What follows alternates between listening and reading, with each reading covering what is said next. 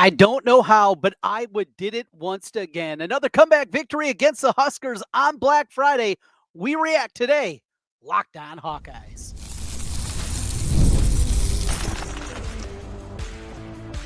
You are Locked On Hawkeyes, your daily podcast on the Iowa Hawkeyes. Part of the Locked On Podcast Network, your team every day. Hey, welcome in. I'm Trent Condon, and this is the Locked On Hawkeyes podcast. Thanks for making Locked On Hawkeyes your first listen every day. We're available wherever you find podcasts. You can also watch us on YouTube. While you're there, make sure you hit the subscribe button. Helps us get in front of more Hawkeye fans. Today's episode is brought to you by Game Time. Download the Game Time app, create an account, and use code LOCKEDONCollege for $20 off your first purchase. It was cold. It was brutal. It was another Iowa win. Iowa finds a way to get it done. 13-10 over Nebraska. Another Black Friday victory as Iowa now has won 9 of the last 10 in this series. And yet another game where at times it felt hopeless. At times during the course of the game, Iowa didn't have an answer. 20 yards of total offense in the football game. 5 first downs. All game. Not the first half. Only had 20 yards. No. 5 total first downs in the game. You're doubled up in yardage. You get 115 yards passing in the game from Jackson Stratton. However, 72 of them came on a swing pass out to Kaleb Johnson. Your defense at times was getting manhandled up front. And the final score, Iowa 13, Nebraska 10. Now, there's so many angles to go into here throughout the course of this one. We're going to talk about the handshake. We're going to talk about disrespect. We're going to talk about culture.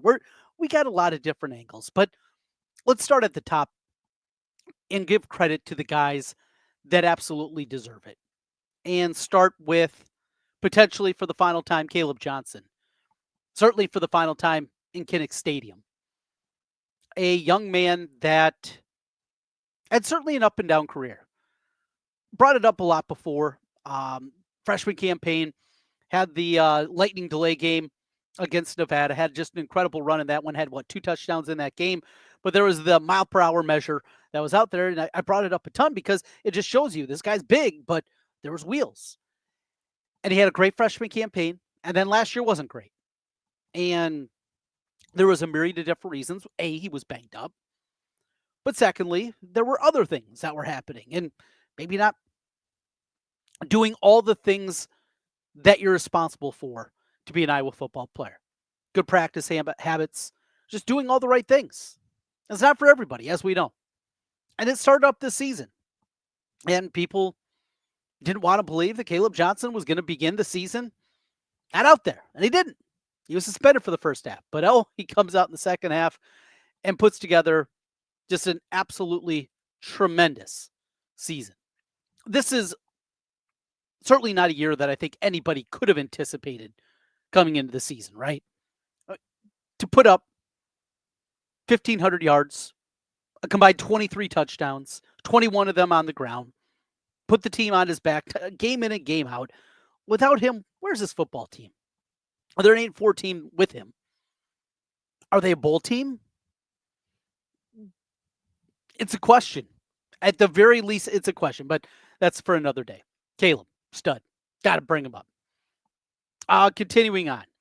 Other guys we got to talk about. And we got to go next to the captain, to Jay Higgins. So many different levels. And we'll get to the handshake and we'll get all that. We're going to get there. Don't worry. But just on the football field, what a stud. And this guy, he was under-recruited. Iowa was his only Power 4 offer. Makes his way here.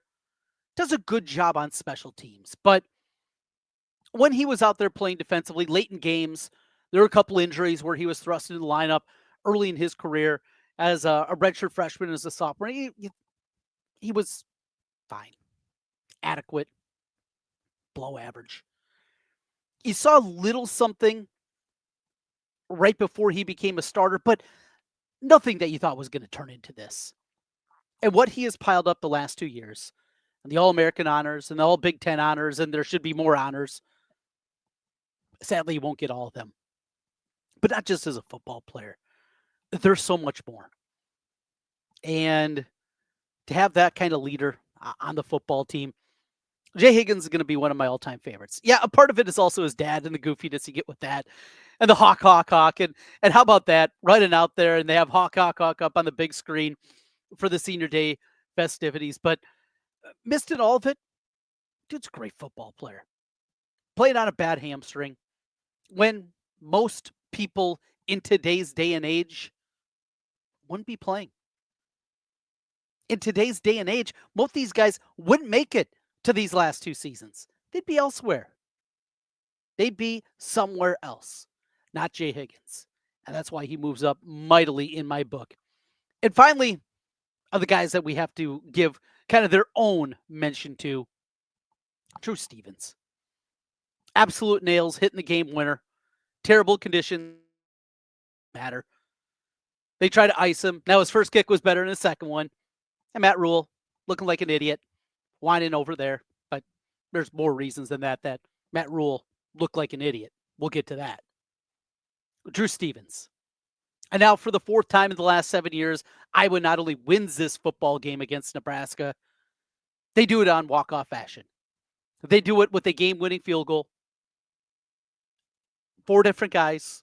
Marshall Meter a year ago. And that's what makes this one extra special. Drew Stevens, it's never been a talent question with Drew Stevens. When he showed up, he was a skinny little kid from North Carolina. All right, what's this going to be, right? Oh, this dude's got a leg. Okay. All right, let's see. Let's see what this turns into. And you can see right away, talent is not an issue. But last season, about the midpoint, a couple missed kicks, it started to snowball. And it was getting worse and worse and worse until eventually it all came to a head in the Black Friday game.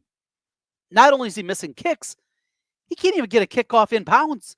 I mean, that's how mentally broken he was at that point. He couldn't keep the ball in bounds on a kickoff.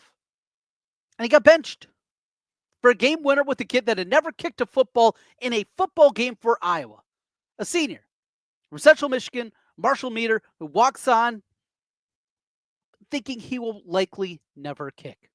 And he does. And Drew Stevens doesn't get to have that moment until on Black Friday this year.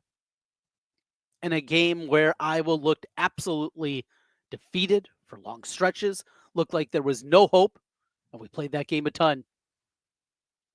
He's the one that hits the game winner. The redemption from a year ago, an incredible story.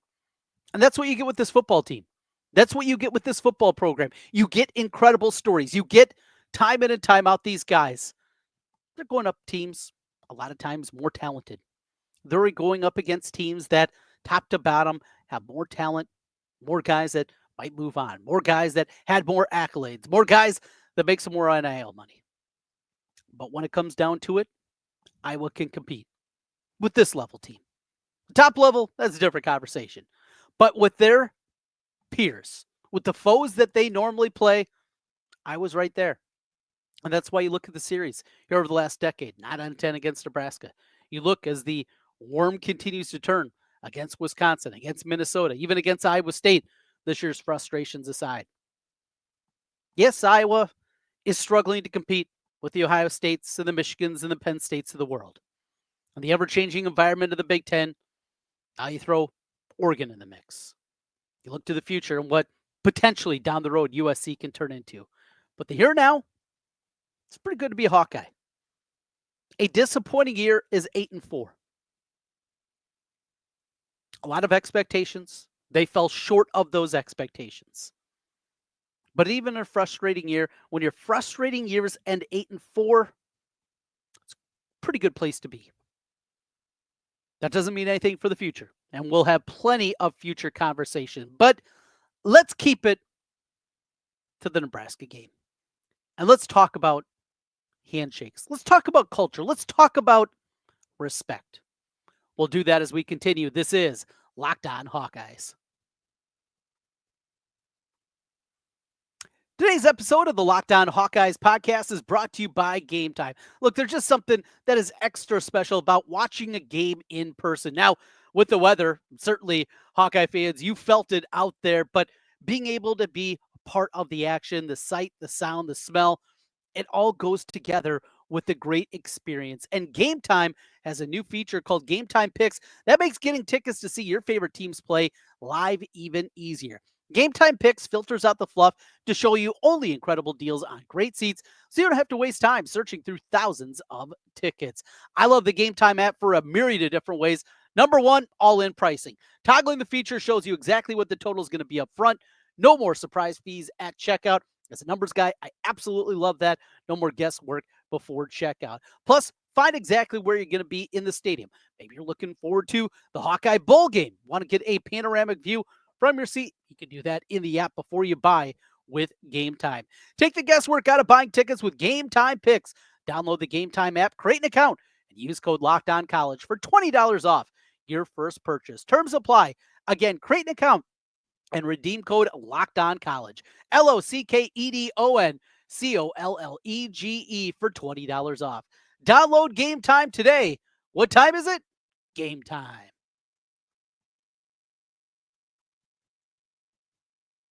Trent Condon back with you once again here. Rapid reaction to Iowa's 13-10 walk-off win against Nebraska as Iowa finish up the regular season at 8-4. They await their bowl destination. Likely Tampa appears to be that, but still a lot to be sorted out on that front. Going into the final Saturday of college football, what exactly that is going to entail and the way everything plays out. Upsets, a college football playoff, a lot of things still to be determined on that front. That again, looks like Tampa is the most likely destination, but nothing official on that front. And when we reconvene on Sunday night, Monday, we'll talk a little bit more about that as we'll have a better picture of the way that's looking and potentially the way things are going to sort out with the Big Ten championship game, with the college football playoff, and then the trickle down effect that happens for the Iowa football team. All right, let's get into it. Handshakes, disrespect. So let's start at the top. And the excuses that are being made on both sides, but more on Nebraska. So if you haven't seen it by now, as the captains made their way out for the opening coin toss, the Nebraska players did not shake the hands of the Iowa captains. 4 guys on both sides. The Nebraska guys were already standing there as Jay Higgins, Quinn Schulte, and the rest of the crew walked up. Ed Miles was the honorary captain who had a smirk on his face. They put out their hand. The Hawkeye players did. And the Nebraska players did not reciprocate. You can find it on social media. It's everywhere. It doesn't take much. Just search Iowa Nebraska handshake. You'll find the video of it. It's an awful, awful look for Nebraska. And it shouldn't be a surprise what this program is and what it's morphed into. More on that momentarily. But here is the justification. And that's all this is. That is being used from the Nebraska side. It is because, the theory goes, they were not allowed to pray on the Iowa logo. They were not allowed to take over midfield for the prayer circle. I didn't know, personally as a Christian, that the only way God can hear you if you're doing it on a logo. Oh, that's just it. That's not true. If you're praying before a football game, though, you can only do it. No, that's not true either. You can do it not at the 50. You could do it at the 40 or the 30. Hell, you could do it probably at the 20 or the 10 or even the end zone. Or you can do it in your locker room. So it's not performative. It's actually the Christian way. Let's not get into a religious debate here. Look, it's a joke. This was performative BS from a program that's what they've given us. It's the fake tough guy, right? It's not toughness for toughness' sake. Look, Nebraska was the more physical football team on Friday night. Nebraska was the tougher team on the football field. But this kind of garbage sets your program back. And Matt Rule, a guy that I thought finally they got it right. He's a football guy. And guess what? He's falling for the trap. He's falling for the same garbage that has hit this program for the last quarter century. The fake tough guy, the bravado. It's absolutely incredible. And a guy that I believed in as a football coach, and Matt Rule, he's fallen for it too. He's walking around trying to be Tommy Tough Guy, walking through Iowa as they're warming up before the football game. What is going on here? Matt Rule, this is not how you did things at Temple. This isn't how you did things at Baylor. You got to work and got it done. This performative BS. Wow. I did not anticipate that and lost a lot of respect for him in the process. My favorite part of the whole thing, though, and a lot of it is silliness. In the grand scheme of things, it means nothing. Iowa's got scoreboard. Nebraska has talent. And in the end, we go our separate ways. History, at least recent history, well, to some people, ancient history, back in the 90s, advantage Nebraska. Got that. Want to go back to the 50s? Does that work?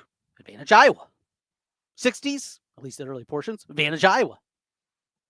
Again, different conversation. But this program and the way that it has swallowed up yet another in Matt Rule. And it doesn't matter the coach. It doesn't matter what is being said or the way they're being built. These are the kind of things that continually happen to a loser program. And when you do things like this, call it karma, look at the football gods, whatever it is, these are the things that continually happen. And then on the other side, there's Iowa. And it's easy to poke holes in the Iowa football program. It's easy to scoff, to laugh, to say, how do they do this? But they do. Culture. Culture is a word in terms of football that can mean a lot of different things for a lot of different people. But us as Hawkeye fans, we know it when we see it. We know what good football culture is. Is Iowa the most talented team? No, not even close. Should Iowa be possibly the fifth best team in terms of record this year in the Big Ten? No, probably not. Yet here they are. Here they are with another chance to be the top third of the league, one of the top teams in terms of wins as they continue to stack it up year after year after year. Quarterback play that has been as bad as Iowa football has seen now over these last, 5 years now? As bad as Iowa's seen in my 44 years of living during a 5-year period, it's never been anything close to this. And yet here they are, just winning games. Good culture. Kirk Ferentz does some things that drives me absolutely nuts. And if you're an everydayer, you know about many of those things. It goes with the territory. There's going to be things, and it doesn't matter who the coach is. You watch a coach for long enough, even if you absolutely love him, there's going to be things that drive you crazy. And that's the case here. But in terms of culture, program building, belief, real football tough guys, Kirk Ferentz does an incredible job of it. I've maintained for a long time his greatest skill back against the wall, but this is another one. Kind of that disrespect card. He's able to pull it out pretty well. And when teams are doing those kind of things, Iowa, they always got to push back. Full circle, Jay Higgins. We'll talk about him as we roll through here. It's a rapid reaction podcast after Iowa wins it again, 13-10 over Nebraska. We're back with more in a moment. Today's episode of the Locked On Hawkeyes podcast is brought to you by FanDuel Sportsbook. Get ready to tackle NFL action with FanDuel. It's America's #1 sportsbook. Because right now, new customers, you can bet $5 and get $150 in bonus bets if you win. The FanDuel Sportsbook app gives you everything you need to place live bets on the NFL all in one place. So when you get a hunch in the middle of the game, you can check out the latest stats, view live play-by-play, and so much more on the same page where you place your bets. Just visit FanDuel.com to join today. You'll get started with $150 in bonus bets if you win your first $5 bet. That's FanDuel.com. Never waste a hunch and make every moment more with FanDuel, an official sportsbook partner of the NFL. Trent Condon back with you one final time as we are wrapping things up and wrapping up a big victory for The Iowa Hawkeyes win number 8 of the season as the regular season finishes up at 8-4. Maybe you're playing around on the FanDuel app before the season as I were. Hopefully you jumped in early in the summer when that number was 7.5 because you're over cashed, as I did. And that felt good. All right, let's get back into the game. Back to Jay Higgins. We talked about kind of the 3 stars of the game, I guess, stealing a hockey term, right? Jay Higgins amongst them, Drew Stevens, Kaleb Johnson. And there was a lot more. I mean, I didn't bring up Max Llewellyn. I didn't bring up the defensive end pass rush that he got. And, of course, what turned out to be the game winner as he forces the fumble. Iowa gets it back, gets the field goal, and wins it there. Just how well that defensive front played at times, though there was also some rough ones out there. I thought Aaron Graves had a good game. Ethan Herkett early on. A lot of guys that you have to throw mention out. How about Sebastian Castro? Maybe one of the best games of the season that he played. Really like the way that we saw him finally flying around a little bit and what turned into the love affair that a lot of people had with him a season ago. That was stepping up in a big time way. But back to Jay Higgins. So we mentioned the handshake. And then after the game, to not only chase down Matt Rule, to then relay the story of the way this played out. Because if Josie Jewell was the middle linebacker, another Hawkeye great, I don't know if we even get the story about exactly what was going on here. If Jack Campbell was the guy, probably not. We had some soft-spoken guys. Even Abdul Hodge was more in that realm. But not the case with Jay. Jay will talk. And he was ready to go right away in the press conference, talking to a couple of the beat guys afterwards, and they mentioned that he let them know, hey, I got something. You're going to want to hear this. And it was about the disrespect from Nebraska, the decision not to shake the hands, but then to take it another step further. And we were talking about Matt Rule and the respect that I lost for him and the Tommy Tough Guy routine, trying to walk through Iowa as they're warming things up. And teams that do that in general just don't like it. That aside, if what Jay Higgins relays is the truth, and I have no reason to believe that it's not because of the character of Jay Higgins and the way that pretty straight shooter. That early in the game, after Nebraska made the decision not to shake hands, and that's what it was. It was a choice that they made. After a tackle over on the sideline in Nebraska, he just a little chirping towards Rule. And Rule asked who he was. Dude, come on. This is all a Big Ten player. This is an All-American. There's disrespect. The who are you? That's rough. That's a bad look. That is a bad look for Matt Rule. And with all this, if that's true, to play that card, we've talked a lot about disrespect today. That is as disrespectful in the world of sport that you can have. The who are you? That, short of spitting in somebody's face. That in terms of verbiage, not using profanity, just saying that is the most disrespectful. And Jay Higgins got the last laugh.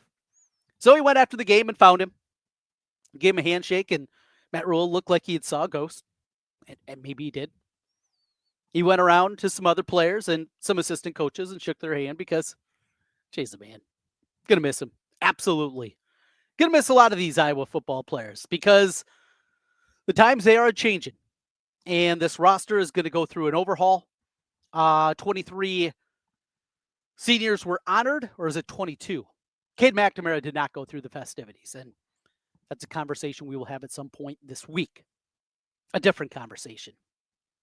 And a guy that did not live up to the Iowa football culture. I don't think that's a big leap, and certainly no hot take. Again, conversation for a different day. Let's enjoy this one. Let's enjoy the weekend. Watch the rest of the slate of college football, and then we will go from there. Taking a look at the conference championship games coming up next week.